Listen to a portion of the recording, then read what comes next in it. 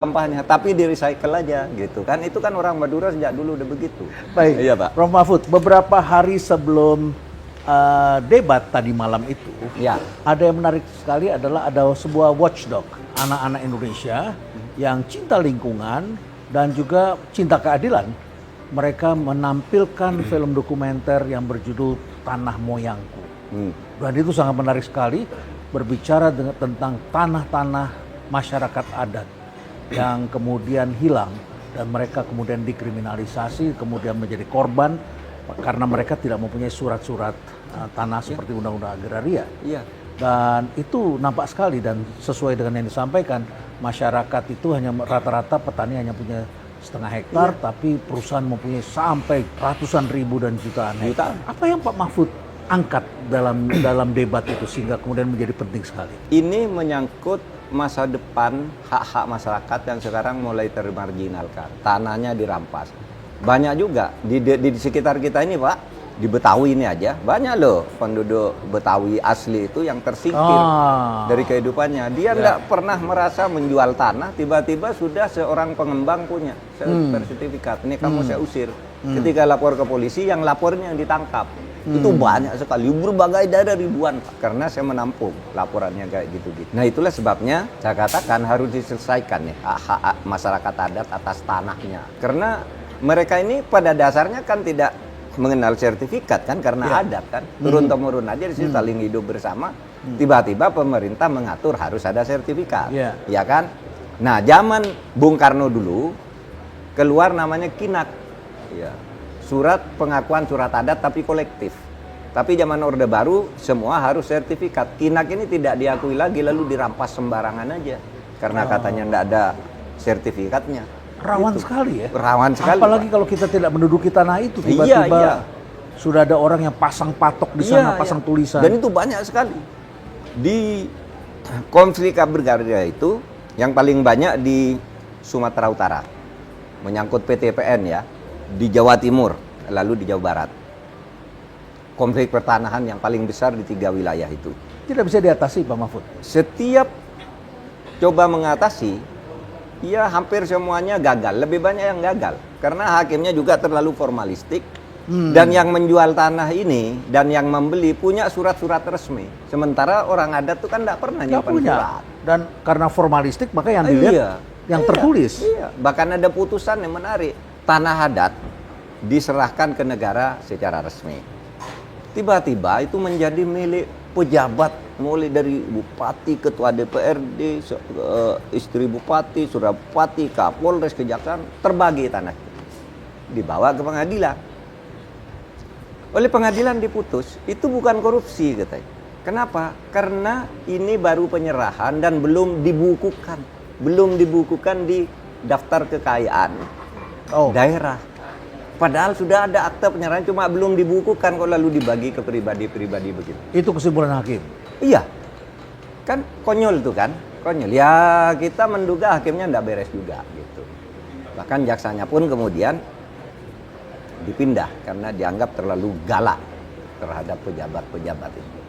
Dan Anda pernah mengatakan ketika akan ditangani oleh kantor Menko Polhukam, tiba-tiba sorenya orang itu sudah dipindahkan ke tempat lain. Sudah dipindah. Sering Pak saya ngirim orang, wah ini yang ngurusnya sudah pindah, kami tidak tahu. Ya, saya ngirim orang lagi, Pak, ini ke Menko Polhukam enggak bisa nangani lagi kasus ini. Kenapa? Kemarin kasusnya sudah dilimpahkan ke pengadilan. Ke pengadilan. Kalau sudah pengadilan, Bapak enggak boleh ikut-ikut nunggu putusan hakim aja. Karena kita trias politika itu ya. Iya. Jadi kehakiman di bawah Mahkamah Agung itu sendiri terpisah, tidak di bawah pemerintah. Betul. Itu caranya mereka ini bermain. Jadi ini bukan omong kosong, bukan dugaan. Karena tanggal 17 Januari kemarin ada acara paku di KPK. Oh iya. Saya paku juga kebetulan salah satu mentor pengajar juga di sana. Itu dia. Nah, pidatonya ketua KPK itu di daerah-daerah itu banyak aparat penegak hukum, pejabat birokrasi menjadi backing mafia nikel, tanah dan sebagainya. Ini KPK loh. Dan ini sumber ketimpangan akhirnya, ketimpangan ekonomi. Iya Pak. Jadi memang masalahnya di pejabat-pejabat kita yang korup juga. Aparat penegak hukum kita yang korup.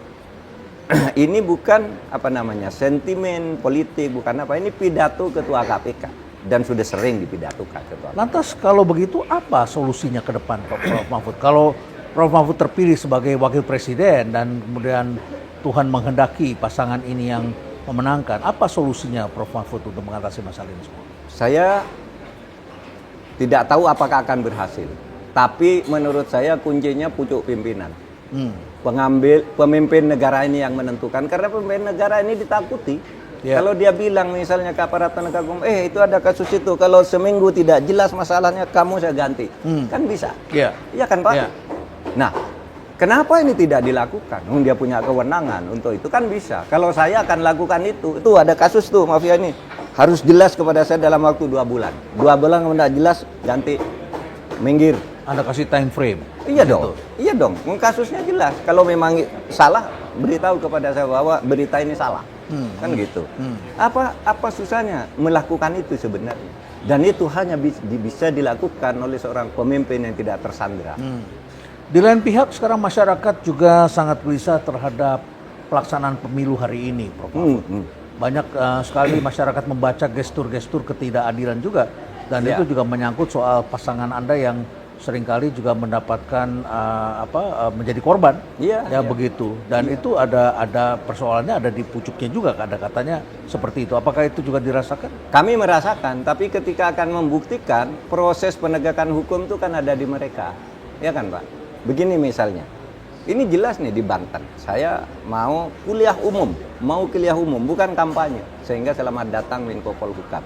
Di jalan menuju tempat saya itu ada 71 jam 1 malam dipakai 71 bendera di pinggir jalan. Saya tahu ini di Banten. Di Banten, di Banten ini. Karena relawan-relawan itu bercerita di beberapa WA grup saya baca itu ya. Tiba-tiba pagi udah hilang semua.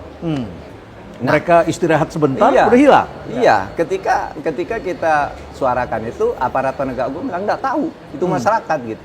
Masa aparat keamanan nggak tahu yang tapi kita maklum. Semakin ribut, berdebat, ya mereka semakin nekat. Saya tahu, tapi tidak semua daerah, Pak. Ya, tidak semua daerah. Ada daerah-daerah tertentu yang kita sudah tandai ini memanggil kepala desa. Kepala desa ditekan, kamu kalau tidak dukung ini dana desa tahun sekian, kamu harus laporan pertanggungjawaban. Bahkan ada juga laporan ke kami. Kepala desa diminta menghubungi kepala desa yang lain, diancam harus ikut memenangkan.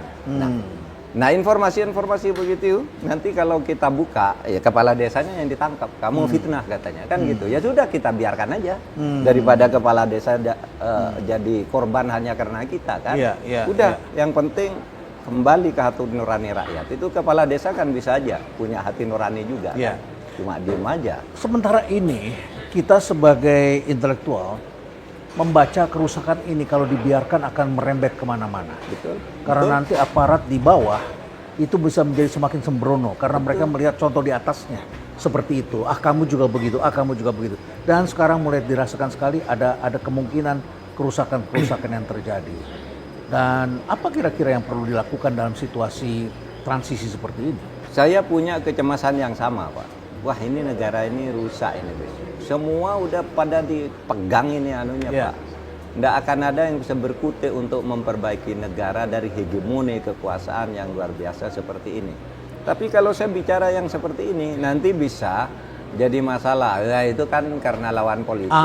Itu karena kan Anda ada di situ. Gitu. Nah, maka saya berharap orang-orang seperti Pak Renal, tokoh-tokoh civil society biar bicara bahwa itu sangat membahayakan bagi masa depan negara, dan negara akan menjadi monster bagi rakyatnya kalau ini dibiarkan dari sekarang. Beberapa waktu yang lalu kami merayakan Dies Natalis di Universitas Indonesia di Fakultas Ekonomi di UI ya. Di UI. Dan menarik kawan-kawan kemudian menyampaikan hasil-hasil kajiannya, dan kita untuk supaya lepas landas dan supaya bisa menjadi bangsa yang makmur diperlukan beberapa prasyarat. Yang pertama tentu saja investasi di human capital, modal insani, kesehatan dan pendidikan. Ini persoalan juga masih stunting, PISA skor kita masih kurang baik. Yang kedua, ini adalah masalah modal masyarakat, UMKM supaya masyarakat punya kemandirian. Tapi yang ketiga ini adalah masalah kelembagaan, Prof. Dan sekarang ini kami justru cemas dalam Pilpres ini karena tampaknya kelembagaan ini sedang mendapat ujian yang sangat besar, terutama sejak kasus di Mahkamah Konstitusi. Makanya saya katakan negara ini bisa jadi monster kalau kita tidak mampu mengeliminasi hal-hal yang sekarang terjadi melalui proses pemilu yang akan datang. Bisa jadi monster, Pak. Berbahaya. Orang sepertinya baik sekali tapi monster dia. Bengis sikapnya. Bengis karena misalnya ya banyak lah ya yang saya tahu. Saya kan tidak bicara soal tindak pidana ya. Saya seperti tadi malam di debat saya sebut pelanggaran-pelanggaran itu kebijakan publiknya gitu ya. Wah, kalau saya bicara pidana lebih gila lagi. Jadi saya kan Menko Polhukam. Banyak di tempat saya itu. Dan Anda tahu benar-benar perilaku seperti apa. Tapi kita kan punya etika juga. Ya, dan Anda sudah siap untuk menggunakan itu kalau Anda terpilih sebagai untuk menyelesaikan, bukan untuk mengungkit masa lalu orang, tapi untuk menyelesaikan ini tidak boleh. Kelembagaan ini akan ditegakkan. Iya, kelembagaan harus diperbaiki. Baik. Ini tentu pesan kepada masyarakat ya. Tentu saja jangan anggap remeh masalah kelembagaan yang kita korbankan. Kadang-kadang ini menguntungkan 1-2 orang, tapi ini menjadi persoalan besar bagi bangsa kita di masa depan. Prof. Mahfud, di sini kopinya enak, walaupun saya tahu Anda sedang harus yang agak batu-batu ya. Nanti kita coba minuman yang lain ya. Baik, tapi Pak, di sini ada banyak pengunjung yang juga kayaknya ingin berfoto sama Prof. Mahfud. Saya harus kasih kesempatan karena saya juga senang kalau dari mana-mana ini begitu mereka dengar ini silakan. Ayo. Saudara ya. Silakan. Yuk, sekarang ramai-ramai sini. Gantian ya, gantian. Ya, yuk sini gantian. Silakan nih orang-orang muda ya. Oke, baik, terima kasih. Ganti lagi. Sudah? Ada lagi? Cukup? Baik, Prof. Mahfud, kita lanjutkan. Kita pesan minum dulu. Pesan minum dulu ya.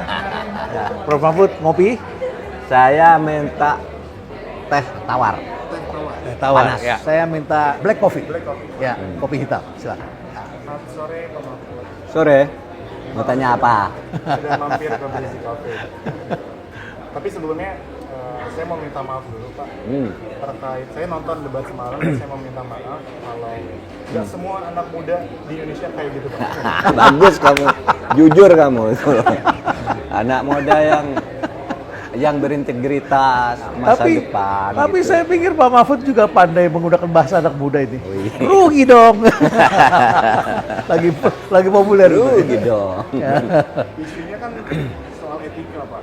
Ketika banyak di netizen juga komentarinya dari aspek termasuk juga Caimin kan semalam juga against soal itu. Tapi pandangan Bapak sendiri terkait proses kemarin ya anak muda bisa sampai ke cawapres itu gimana Bapak pandangan Bapak? Semua masyarakat tahu ya. Kita baca putusanan aja. Baca putusannya Mahkamah Kehormatan, Mahkamah Konstitusi mengatakan itu melalui proses pelanggaran etik. Pelanggaran berat etika di dalam peradilan. Itu putusan Majelis Kehormatan Mahkamah Konstitusi. Nah, selebihnya karena hukum itu begini, putusan pengadilan yang sudah diketokan dan inkrah itu tidak bisa dibatalkan oleh peristiwa apapun. Kalau peristiwa yang mendahului itu salah, kalau di hukum pidana namanya ada PK, tapi dalam hukum MK itu yang salah itu aja yang ditangkap atau dijatuhi sanksi. Dan itu udah banyak kan, hakim MK sekarang 2 di penjara, yang ini dipecat, kan gitu kan. Nah itu aja. Jadi dia enggak apa-apa, dia secara yuridis formal atau formalitas udah memenuhi syarat. Kita tidak bisa lagi mengutik-utik syarat administratifnya.